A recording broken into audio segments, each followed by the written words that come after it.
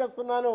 ఈ మొన్న నేను చూశాను, మరి టీడీపీ రాష్ట్ర అధ్యక్షుడు పల్లా శ్రీనివాస్ గారు, విశాఖపట్నం ఎంపీ గారైనటువంటి శ్రీ భరత్ గారు, వారు మేము ప్రైవేటీకరణ ఆపుతాం, లేకపోతే రాజీనామాలు చేస్తామని చెప్పి పేపర్లో చదివాను.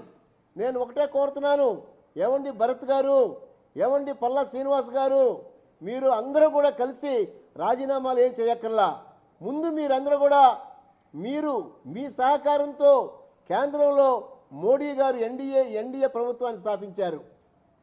మీ యొక్క నిజంగా విశాఖపట్నం ప్రజల మీద, ఆంధ్ర ప్రజల మీద మీకు ఏమాత్రం అభిమానం, గౌరవం ఏమున్నా సరే మీరు నిజంగా మీ యొక్క కోఆపరేషన్ని మీ ఎన్డీఏ ప్రభుత్వం నుంచి మీరు తప్పుకుంటారా? లేదంటే ఈ ఆంధ్ర రాష్ట్ర ప్రజలకి మోసం చేస్తారా అనేదే నేను అడుగుతున్నా. మీరందరూ కూడా ఆలోచించండి.